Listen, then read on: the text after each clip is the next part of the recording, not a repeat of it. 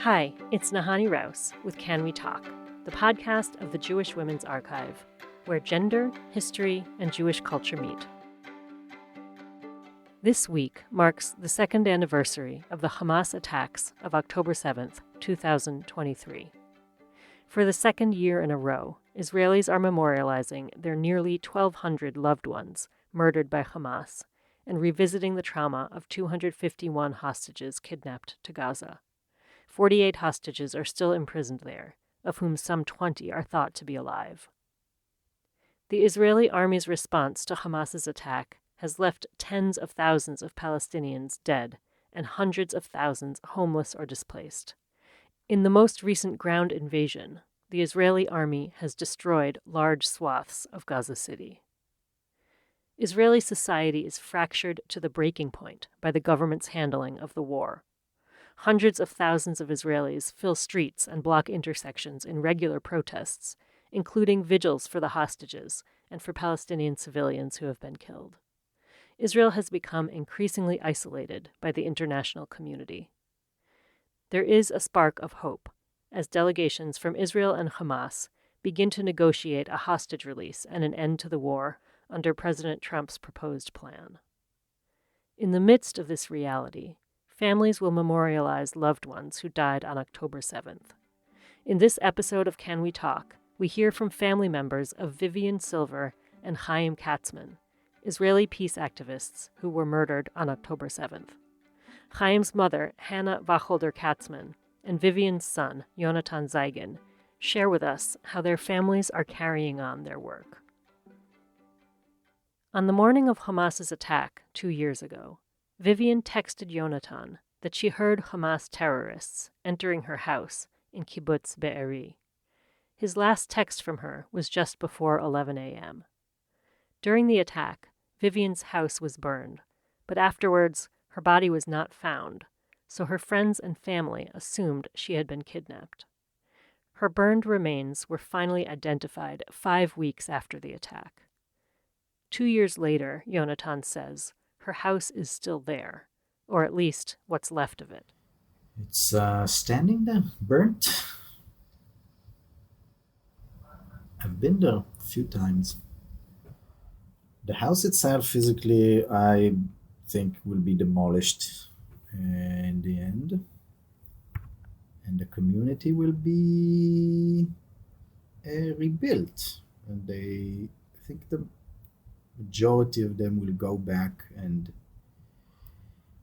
try to heal there and have a continuation of the community that once was. Over 100 residents of Be'eri were killed on October 7th, and 32 were taken hostage. Dozens of houses were damaged or destroyed. Most of Be'eri's residents are still living in temporary housing in a nearby kibbutz. Later in the episode, we'll hear from Yonatan Zeigen about how he's carrying on the legacy of his mother, who dedicated her life to working for peace and women's rights. First, we'll hear Jen Richler's interview with Hayim Katzman's mother. I'm Wacholder Katsman.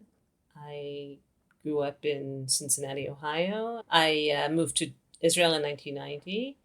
My second son, Hayim, was murdered on kibbutz Cholit on October 7th, 2023. He'd lived in Cholit for just over 10 years.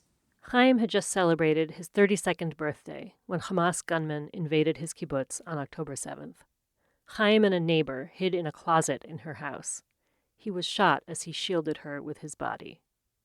Hayim's neighbor survived, but was kidnapped along with a child and a baby from a different family. Their captors later abandoned them, and she made her way back to the kibbutz with the children. 12 residents and 3 employees from kibbutz Cholit were killed on October 7th. 7 people were taken hostage.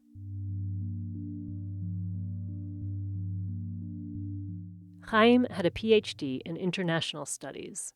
He was a human rights activist who volunteered as a protective presence to guard Palestinian communities in the southern West Bank from settler violence.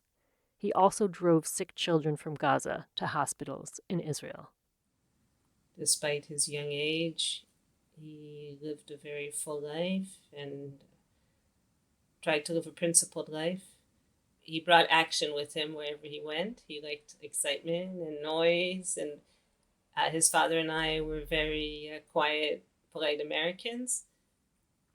And he wanted to be Israeli and fit in, but he also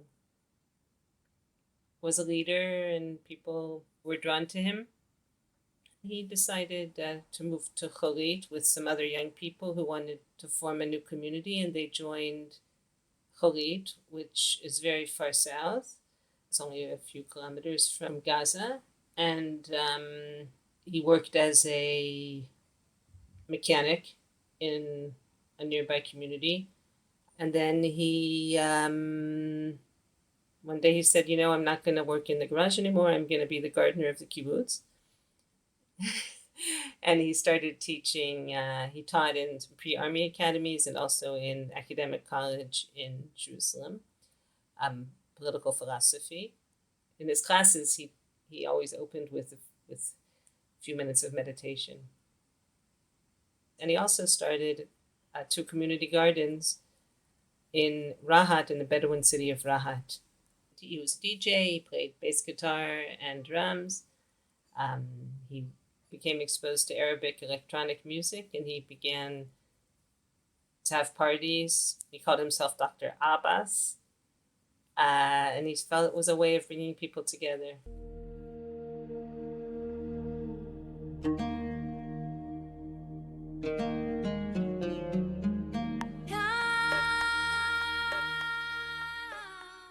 I want to ask if you could share what you remember about the last time you spoke to Hayim. I didn't speak to him on October 7th. I know I spoke to him that week. He was helping me with a problem I was having with my landlord. Electricity was not up to... I had a short, and Hayim had a good friend, who was an electrical engineer, and he helped me find someone to inspect it. And the person said it was very dangerous and that there could be a short, like if someone goes into the bathtub or something, and while the hot water heater is on. And that's one of the first things I thought of after Hayim was killed. Like, if I'm sitting Shiva, how am I going to know if somebody turns on the hot water and takes a shower? Like, I'm not going to be able to supervise that. I guess the holidays coming up is hitting me a little bit. We decided to go to the cemetery on the Friday after the holiday. We observe the Hebrew date on Simchat Torah, not October 7th. So we're going to be meeting in the cemetery on that Friday, but there's a lot of people who have multiple memorials to attend. So, I know that there won't be as many people as last year, and that's okay. It's just how it is. I try not to obligate myself to anything, and just see what feels right to me. And there's also no predicting how you're going to be on that day. We had a lot of events the first year, a lot of academic events in his memory, panels, or all kinds of things. And when I often spoke at them, it took a lot of energy before to prepare, but also after. It took a while to recover, So after last year, after the holidays, it took me a while. I told a lot of the same stories, but, I'm used to it. It does help. I do meet a lot of people who interacted with Hayim. You never know when I'll be somewhere and someone will come over to me and introduce themselves and say they knew him. So I always say that it's like with the hostages, if Hayim touched 1,000 people, and every hostage has this circle of people, it leaves a very big impact on society. One reaction, I think, of many after October 7th was that, what happened on October 7th showed that peace with Palestinians wasn't possible, and that peace activists like Hayim were naive. And I wanted to know what you think of that. Right, for sure. I was exposed to that, and there's an influencer who, had pictures of Hayim and other peace activists, but most people don't know that the people who lived in the Gaza envelope were progressive, and Hamas murdered them anyway. And it was almost like they're suggesting that Hayim brought it on himself. And in fact, one of the ministers in the government actually wrote that as a comment on Facebook to someone from one of the kibbutzim, that he literally said that you brought it on yourselves, and which is obviously completely ridiculous because the government was in charge and they're supposedly not naive and realistic. So why did they let this happen? And, Hayim, of course, was a scholar of Middle East and international relations. So, to suggest that he was naive and not aware of Hamas's intentions is rather ridiculous. Every war ends. There's always an agreement at the end. And let's have this agreement before more and more soldiers are killed. And of course the hostages. We know these hostages are in grave danger, and it's a mitzvah to save them. And we look at the immediate needs and not the long-term theoretical possibilities. When you think about how this terrible situation is unfolding and will continue to unfold, do you still have a reason to feel hopeful? Look, if we didn't have any hope, we wouldn't be protesting. But we're also protesting for ourselves, to keep ourselves sane and, to be with other people. There's a shopping center near me, and we read the hostages' names. We don't usually talk about the government or anything. The first time we went there, someone from a store took out a loudspeaker and started blasting music to drown us out. And there was an altercation with them, and it was really, really terrible. And there's just a lot of people who are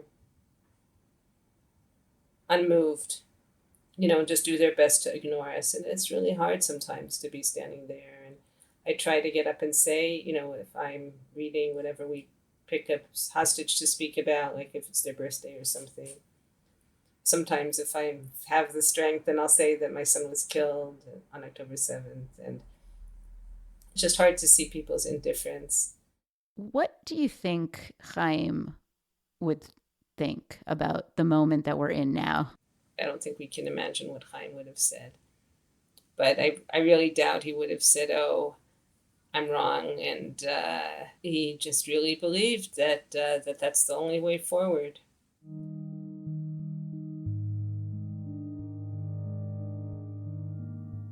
Hannah Katsman is working with Hayim's friends in Rahat to create a sustainability center, building on the community gardens Hayim planted there. In memoriam, a friend wrote on Hayim's website, "In his short life, Hayim lived so fully that even after his death, he keeps on living here. The garden continues to bloom, the plants keep growing, and so will his music. We will keep arguing with him and missing him."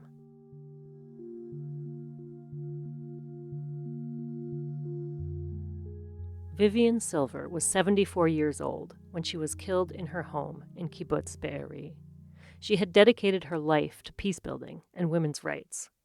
She worked for gender equality within the kibbutz movement and in Israeli society, on humanitarian projects with Palestinians from Gaza and the West Bank, and on peace and development projects in the Negev. With a Palestinian partner, she co-founded the Arab Jewish Center for Equality, Empowerment, and Cooperation. In 2017, I interviewed her about Women Wage Peace, which she also co-founded. On October 4th, 2023, Vivian was at a peace rally that she helped organize in Jerusalem with 1,500 Israeli and Palestinian women. After Vivian was killed, her son Yonatan quit his job as a social worker in the hopes of carrying on Vivian's legacy.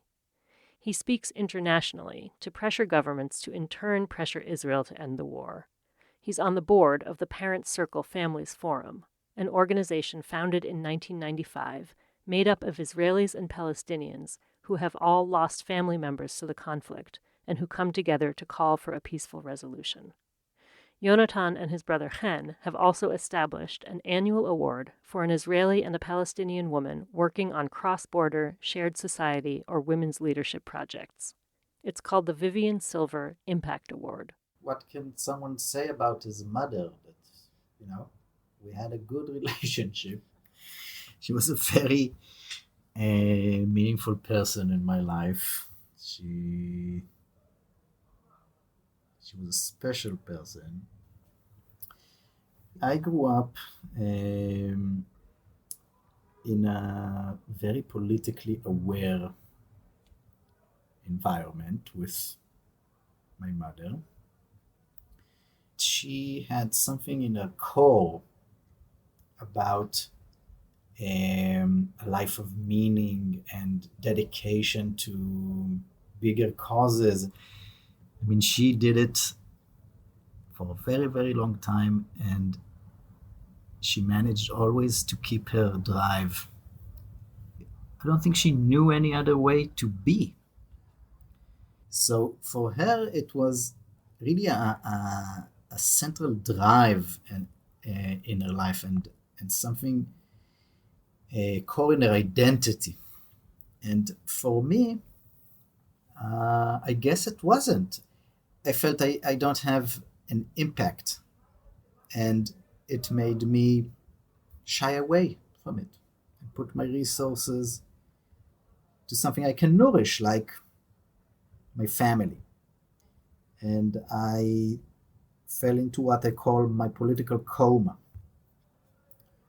until October 7th.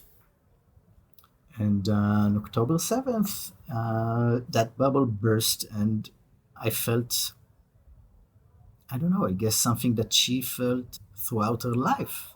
I felt a very deep sense of responsibility. So, what are some of the things you have been doing? One is talking to media, to new media, to audiences, youth, and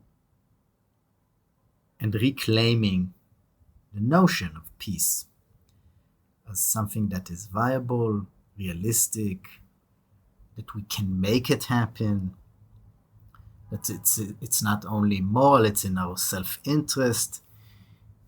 The other is working with organizations in Israel and Palestine, re-energizing, re-legitimizing, strengthening the peace movement, the human rights movement, trying to put it back on the political agenda, to demand it from political actors.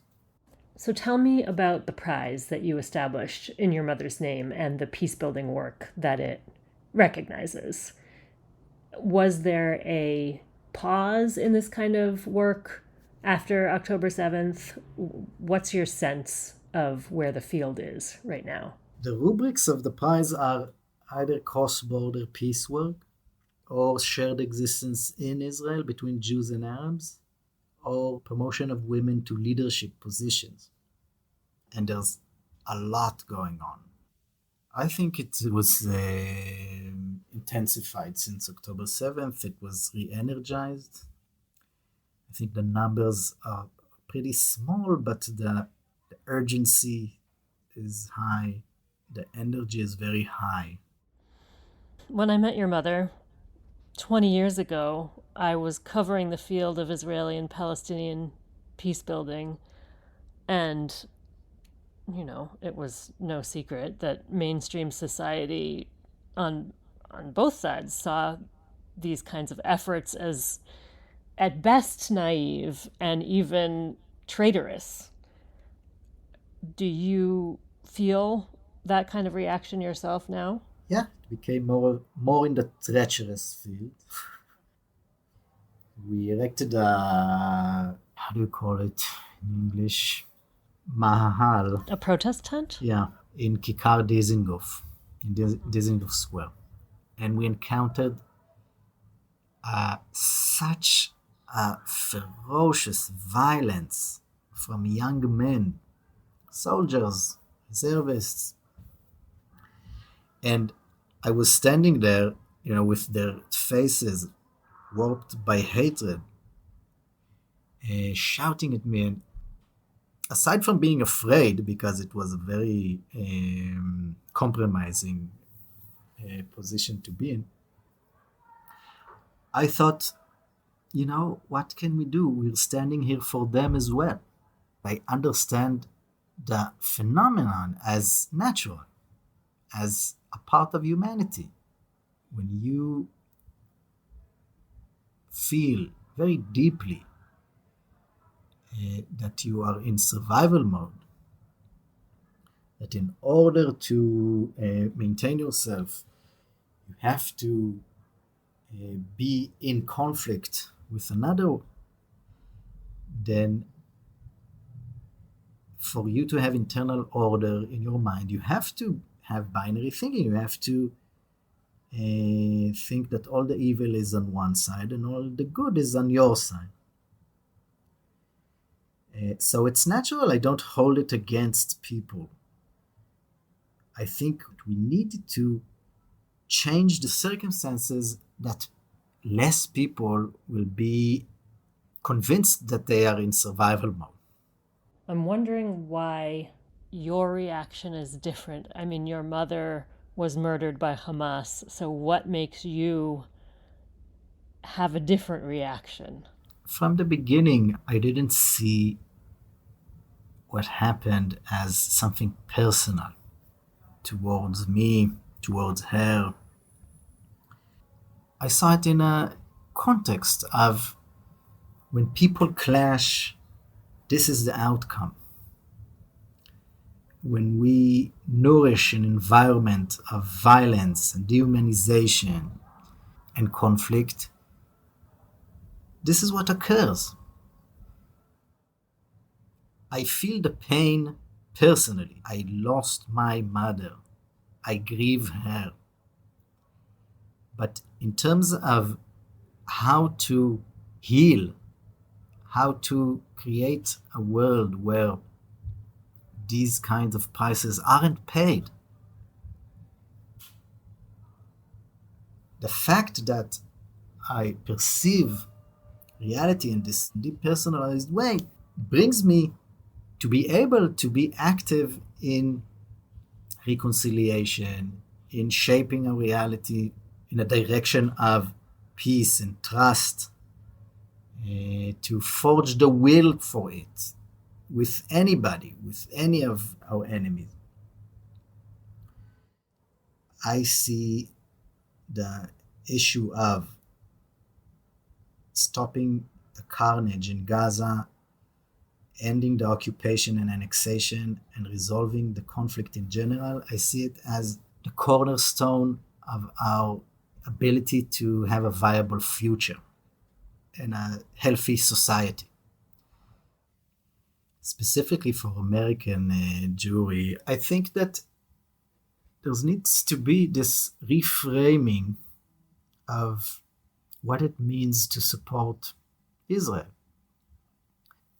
The state of Israel will not be able to continue on this path.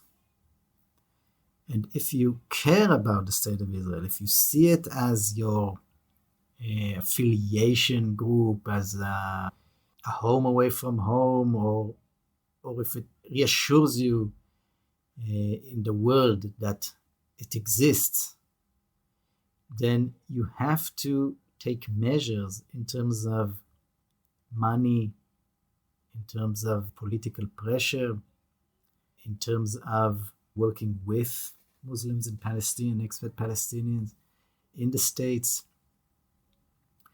to end the war in Gaza, to end the occupation, annexation, and to solve the conflict. And that's the only way that Israel will have a viable future. Our security and well-being is linked with Palestinian liberation. We will never be secure, and our future will never be sustainable if we don't resolve the conflict with the Palestinians. What do you think your mother would be doing right now? Exactly this. She would be talking to you. I mean, that's my imagination. I if things would have been the same, only she survived, I can't know what it would have done to her. But I imagine that she would have been very vocal, maybe more effective than me as well. In 2017, I interviewed Vivian Silver in the lobby of the Knesset, Israel's parliament. We were waiting to enter a meeting that Women Wage Peace had organized. Here's something she said in that interview. The paradigm that we have been taught for the last 70 years, that only war will bring peace, clearly hasn't succeeded. And the paradigm has to be changed to